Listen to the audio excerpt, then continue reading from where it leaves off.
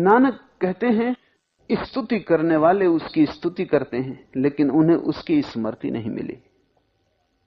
साला ही एति सुरति न पाइया। कितनी ही स्तुति करते रहो और कहो कि तू महान है, लेकिन तुम स्तुति करके भी दूर ही बने रहोगे, फासला कायम रहेगा। वो भगवान होगा, तुम भक्त होगे। तुम बोलते रहोगे शब्द, और शब्दों से बीच की दूरी घटेगी नहीं, बढ़ेगी। तुम्हारी प्रार्थनाएं वक्तव्य नहीं, श्रवण बनना चाहिए। तुम सुनो, तुम बोलो मत। तुम चुप हो ताकि वो बोल सके, तुम चुप हो ताकि तुम उसे सुन सको, लेकिन तुम बोलते हो। तुम इतने जोर जोर से बोलते हो कि कबीर को कहना पड़ा कि क्या तुम्हारा खुदा बहरा हो गया कि तुम इतने जोर जोर से चिल्लाते हो? क्या उसके कान नहीं? तुम किसके लिए चिल्ला रहे हो?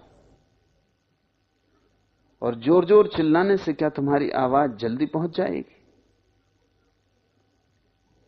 स्तुति करने वाले उसकी स्तुति करते हैं, लेकिन उन्हें उसकी सुरति नहीं मिली। सुरति शब्द बड़ा कीमती है। यह नानक के जीवन साधना का सार शब्द है, और सभी संत सुरति में लीन हो जाते। सुरति शब्द आता है बुद्ध से, क्योंकि बुद्ध स्मृति शब्द का उपयोग करते हैं। उसका स्मरण, जिसको गुरजीएफ ने सेल्फ रिमेंबरिंग कहा है, आत्मस्मरण, जिसको कृष्णमूर्ति अवेयरनेस कहते हैं, एक जागरूक भाव, उसको नानक सुरति कहते हैं। सुरति बहुत बारीक शब्द है, और समझने के लिए थोड़े से परोक्ष में से उतरना जरूरी है। एक मां खाना बना रही, वो खाना बनाती रहती, उसका छोटा सा बच्चा खेल रहा है आसपास, वो खाना बना रही है। जहां तक ऊपर से देखो उसका सारा ध्यान खाने बने में लगा है, लेकिन उसकी सुरति बच्चे में लगी।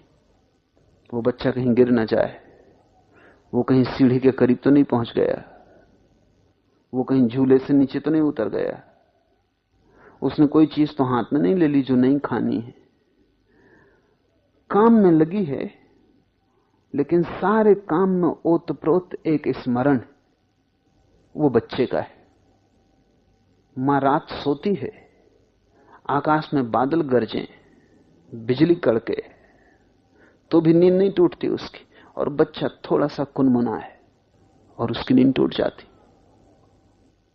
तूफान गुजरता रहे, घर के ऊपर से मां गहरी नींद में पड़ी रहती, लेकिन बच्चे को थोड़ी सी करवट ले कि जल्दी उसका हाथ उठ जाता है।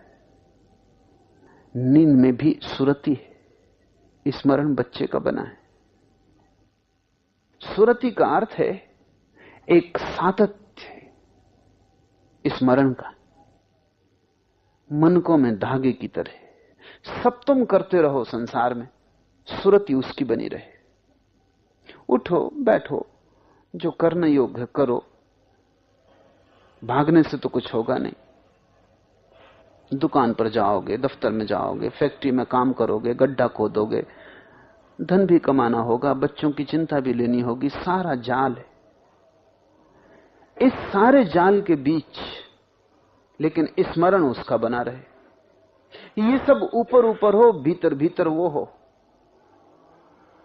ये सब तुम्हारे बाहर बाहर रहे, वो तुम्हारे भीतर रहे, नाता उससे जुड़ा रहे। इसलिए नानक कहते हैं संसार छोड़ के जाने की कोई भी जरूरत नहीं। सुरति को पालो कि तुम सन्यासी हो गए।